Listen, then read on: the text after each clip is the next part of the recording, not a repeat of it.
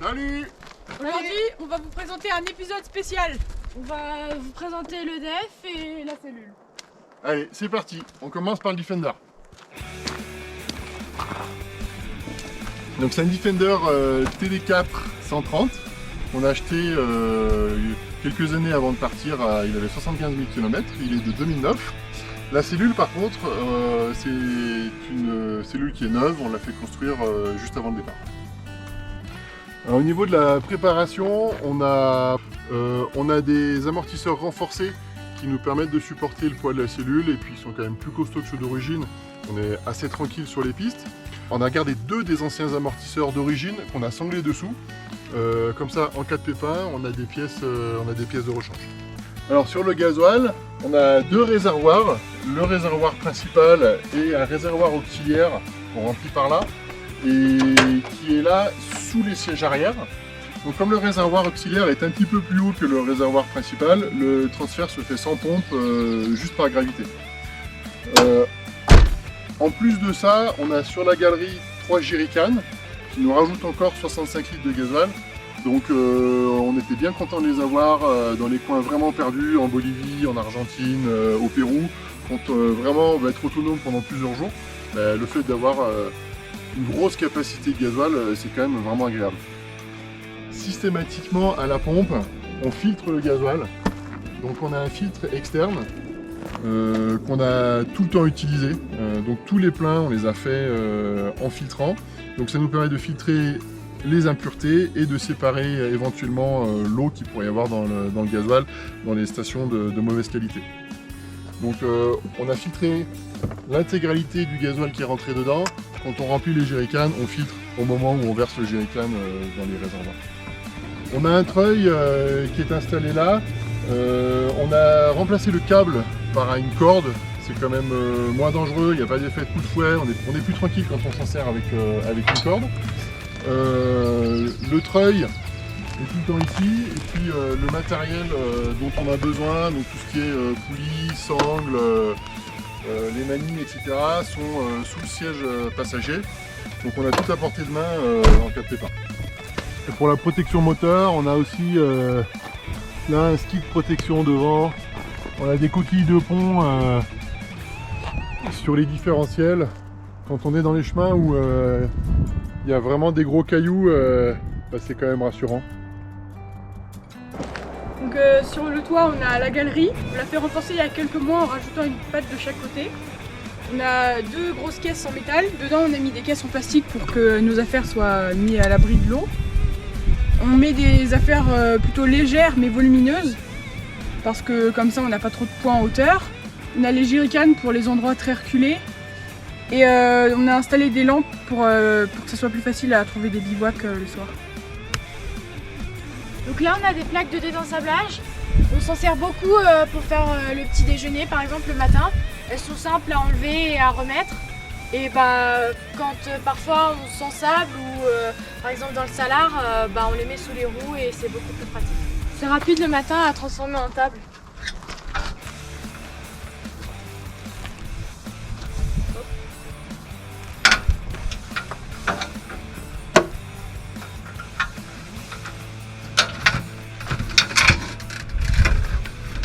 Voilà. On s'en sert d'atelier, on peut mettre des cordes à linge dessous pour étendre le linge quand on n'a pas d'arbre autour. Pour poser les ordis, les casseroles chaudes, pour poser n'importe quoi, par exemple quand on fait nos devoirs, quand on est dehors. Ok, impeccable. Vous la refermez? Ouais.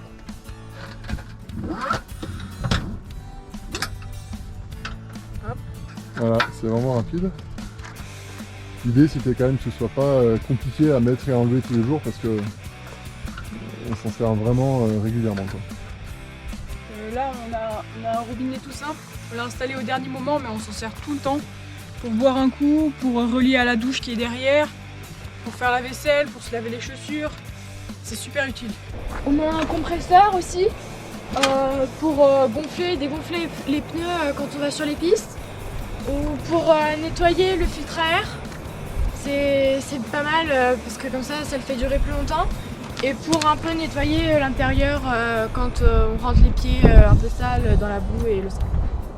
On a aussi installé une poignée là. Avant c'était une poignée de kayak, mais elle marche très bien pour ça aussi. Et donc on peut étendre une corde à linge comme ça quand on roule pas. Pour l'électricité, on a 2 batteries qui sont toutes les deux dans le Defender. Elles sont reliées par un coupleur séparateur. Donc lorsqu'on utilise le soir de l'électricité, on est sûr que le lendemain matin, on n'aura pas de problème pour démarrer. La batterie du moteur est isolée. Après, à l'intérieur, on a rajouté des prises USB. On en a vraiment besoin pour beaucoup de nos appareils. Donc on en a 2 ici devant. On en a 2 à l'arrière qui sont là. On a une prise de 120 volts là. On en a aussi une dans la cellule. C'est pour charger les ordinateurs, la batterie de l'appareil photo, ou même derrière pour le fer à souder, pour les bricolages, tout ça. Là, on a rajouté des filets aussi au plafond, parce qu'à la base, il n'y avait rien en rangement. On en a mis un derrière, 2 devant, 2 derrière. En fait, dans un Defender, il n'y a quand même pas beaucoup de place et de rangement. Donc on essaye d'optimiser un maximum la place. Donc on a mis les filets et les boîtes là, qui sont sur les côtés. On met par exemple nos cahiers quand on fait nos devoirs dans la voiture. On a aussi pas mal de place là dessous. Ensuite, pour la navigation, on a rajouté cette dashcam Android sur lesquelles on a toutes nos cartes offline. Parce que quand on roule, on a très rarement internet, donc on veut avoir toutes nos cartes disponibles. On a aussi une caméra qui filme devant et derrière. Donc ça nous permet quand même de voir à l'arrière quand on recule, parce qu'avec la cellule, on voit pas grand chose. On a aussi tous nos MP3 dessus. Donc on peut avoir de la musique en roulant, c'est pas mal. Alors on continue sur la cellule. Là on a un casier qui nous sert de douche mais qui nous sert aussi de toilette quand on est en ville.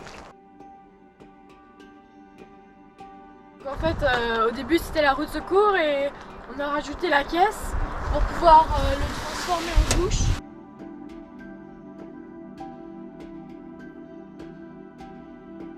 Voilà. Alors là il y a un peu de vent, ça tombe mal, mais... Sinon voilà, c'est une cabine étanche pratique quand il n'y a pas de toilette. On le cale avec des pierres au sol. Et pour le refermer,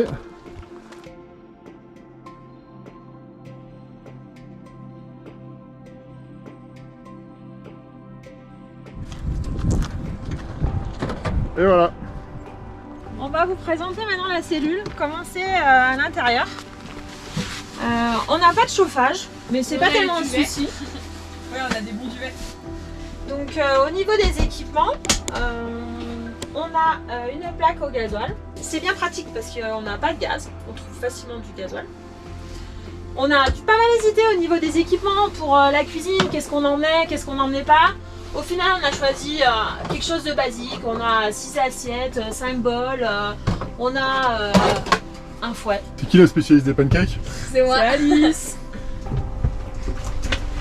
Au niveau des casseroles, c'est pareil, on a pas mal hésité. On se disait mince, on en prend une ça suffit. Et puis au final, la meilleure combinaison pour nous, ça a été une poêle assez large pour les pancakes, les crêpes, une pour faire la nourriture rapide, les petits légumes, les pâtes. Et puis on a aussi choisi l'option d'avoir une cocotte minute. Après, sous la plaque, en général, on range le petit déjeuner, parce que comme on déjeune à l'extérieur sur la plaque, c'est quand même pas mal que ce soit juste à côté et accessible. Après, pour finir sur la cuisine, ici on a nos petits couverts, tout ce qui peut nous servir. On a un briquet, des allumettes, ça peut toujours servir pour faire un petit feu le soir. Un petit peu de matériel de cuisine, un peu de liquide vaisselle, du sel, du poivre. De ce côté, on a le frigo. Il n'est pas très grand, mais il nous permet quand même d'avoir suffisamment pour tenir 4 jours en s'organisant bien à peu près. On tient 4-5 jours en jonglant avec ce qu'on a comme frais et puis ce qu'on met ici dans ce placard-là qui est plutôt les conserves. Ici, dans ce placard-là, on a mis surtout comme c'est un des plus gros placards, on a mis aussi les trucs donc anorak, tout ce qui est un peu volumineux et puis qui nous sert dès qu'on a besoin d'aller dehors assez rapidement. Et puis ici, ça complète un peu nos ustensiles, tout ce qu'on a pour la cuisine, petit-déj. Là, on a des filets de rangement comme dans la voiture, Après, on a là nos placards avec nos habits et on a nos activités pour les soirées quand on a du temps libre. Là, on a le placard d'école avec nos trousses et nos cahiers. On a la pharmacie. On a aussi des pastilles pour désinfecter l'eau parce que des fois on la pompe dans les rivières ou dans les lacs. Et pour la désinfecter, pour qu'elle soit propre. Donc ce bidon-là, il nous permet à la fois de faire du coup une lessive avec un petit caillou dedans, un peu de savon, de l'eau. Pendant qu'on roule, ça nous fait la lessive. On s'en est servi par exemple dans le désert d'Atacama où on a dû acheter jerrycan d'eau, mais on ne pouvait pas le vider dans notre réservoir, donc on a vidé là-dedans et on a pompé là-dedans. Donc ce bidon, il nous sert pas mal. On a des boutons pour, on a 2 lampes, une petite là-bas et aussi une grande au toit. On a des prises pour faire charger. On a aussi Une au fond là-bas, oui. Après, on a aussi des filets de rangement comme dans la voiture. Là, ici, pour fermer et qu'il n'y ait pas de lumière. Ça fait aussi plus d'isolation quand on est dans les zones froides. On maintient fermé et on laisse juste comme ça un petit filet. Là,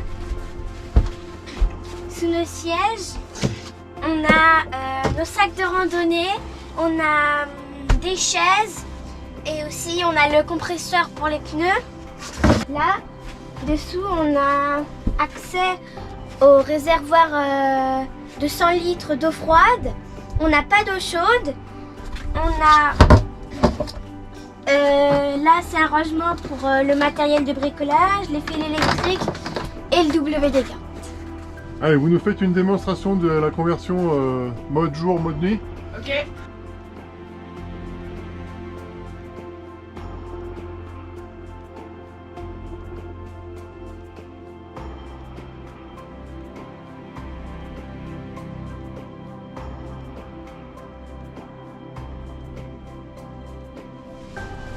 Il y a 3 personnes qui dorment dans ce sens.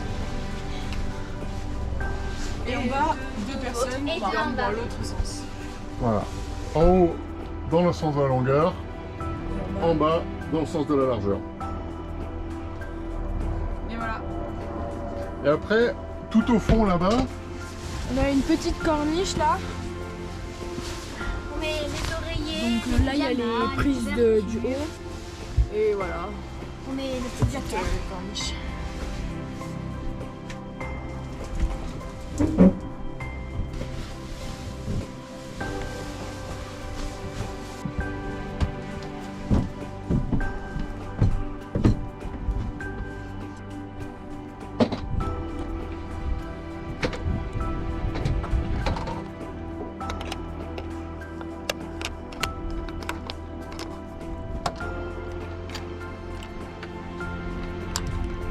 on est prêt à repartir. Maman